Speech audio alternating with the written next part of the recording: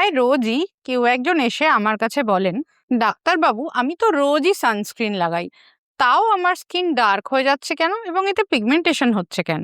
যখন তাকে জিজ্ঞেস করলাম যে আপনি কি সানস্ক্রিন ব্যবহার করছেন এবং কিভাবে ব্যবহার করছেন তা বলুন, তখন বুঝলাম সমস্যাটা কোথায় হচ্ছে। সব সানস্ক্রিন একরকম নয় এবং সানস্ক্রিন ব্যবহার করারও কিছু স্পেসিফিক নিয়ম আছে।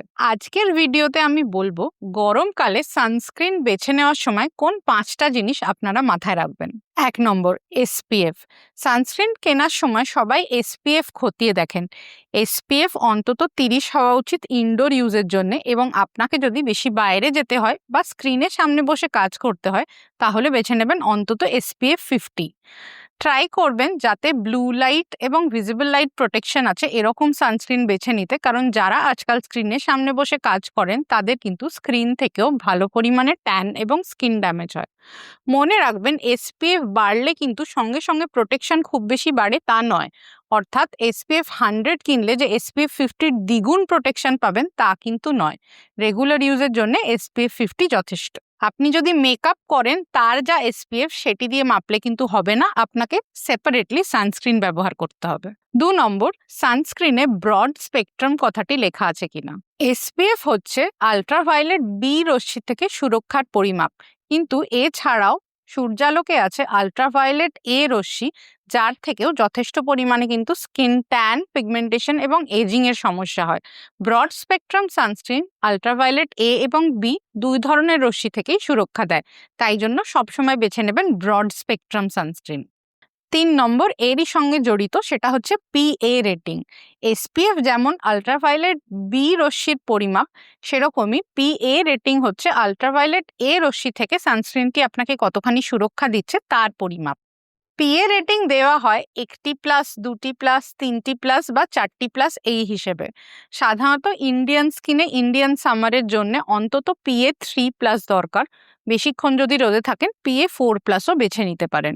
আল্ট্রাভায়োলেট এ সুরক্ষা কিন্তু আল্ট্রাভায়োলেট বি সুরক্ষার মতোই ইম্পর্টেন্ট, তাই সবসময় এসপিএফ এর সঙ্গে পিএ রেটিংও চেক করতে ভুলবেন না। 4 নম্বর, সানস্ক্রিনের টেক্সচার কিরকম হওয়া উচিত। যে ভারী বা লোশন বেস সানস্ক্রিন আপনারা শীতকালে ব্যবহার করছিলেন, সেম যখন আপনি গরমকালে ব্যবহার করবেন তখন হয়তো দেখবেন স্কিনে খুব বেশি তেলতেলে বা ঘামের অনুভূতি হচ্ছে। তাই জন্য গরমকালে বেছে নিন gel based sunscreen, matte sunscreen বা ফ্লুইড সানস্ক্রিন। এই সানস্ক্রিনগুলি স্কিনের ওপর আলগাভাবে বসে থাকে, স্কিনকে বেশি ভারী করে না এবং তেল চকচকেও দেখতে লাগে না, সেই জন্য গরমকালে জেল বেসড বা ওয়াটার বেসড সানস্ক্রিন ইউজ করাই উচিত। এছাড়াও বেছে নিতে পারেন টিন্টেড সানস্ক্রিন, যা হালকা করে কাভারেজ দেবে এবং এর জন্য আপনার ওপরে আলাদা করে বিবি বা সিসি ক্রিম ইউজ করার দরকার পড়বে না। 5 নম্বর, গরমকালে যারা বাইরে কাজ করেন, অনেকক্ষণ জলে সুইমিং করেন বা খুব বেশি ঘামেন, তারা বেছে নিতে পারেন ওয়াটার রেজিস্ট্যান্ট সানস্ক্রিন বা ওয়াটার প্রুফ সানস্ক্রিন। মনে রাখবেন ওয়াটার রেজিস্ট্যান্ট বা ওয়াটারপ্রুফ সানস্ক্রিনও কিন্তু 2-3 ঘন্টাই থাকবে, তারপর আপনাকে অ্যাপ্লাই করতে হবে, কিন্তু অন্যান্য সানস্ক্রিনের মতো চট করে এটি ঘামের সাথে গলে যাবে না। একদম পুরোপুরি গলে গেলে সানস্ক্রিনের কিন্তু এফিকেসিও চলে যাবে, তাই গরমকালের জন্য বেছে নিন ওয়াটার রেজিস্ট্যান্ট সানস্ক্রিন। এর সঙ্গে খেয়াল রাখবেন গরমকালে যেহেতু অনেকক্ষণ রোদ থাকে, সানস্ক্রিন কিন্তু সারাদিনে অন্তত 2বার অ্যাপ্লাই করা উচিত। প্রতি 3 ঘন্টা অন্তর সানস্ক্রিন অ্যাপ্লাই করবেন এবং প্রত্যেকবার অন্তত 2 ফিঙ্গার বা 2 আঙুল পরিমাণ সানস্ক্রিন ব্যবহার করবেন।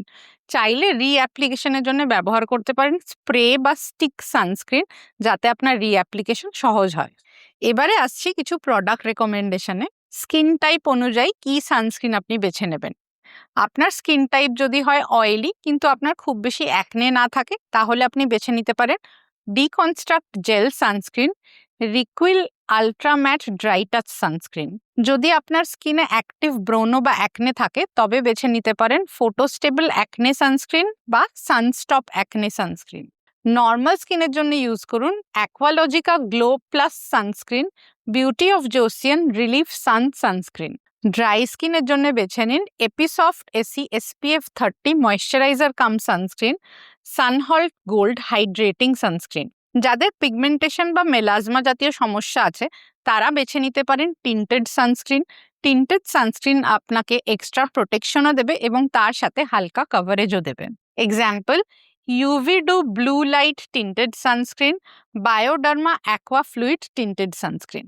ওয়াটার রেজিস্ট্যান্ট সানস্ক্রিন, যেটি আগেই রেকমেন্ড করলাম, তার মধ্যে পড়ে La Shield Fisico sunscreen, Dermaco 1% hyaluronic acid long lasting sunscreen. রিঅ্যাপ্লিকেশনের জন্য ব্যবহার করতে পারেন সানস্ক্রিন স্প্রে, যেমন Earth Rhythm Aquasurge sunscreen spray, 52 Sundays rose mist sunscreen spray. এতে সানস্ক্রিনের সঙ্গে সঙ্গে হালকা কুলিং এফেক্টও পাবেন। তাহলে এর মধ্যে থেকে আপনার কোন সানস্ক্রিনটি বেস্ট লাগলো কমেন্টে অবশ্যই জানান।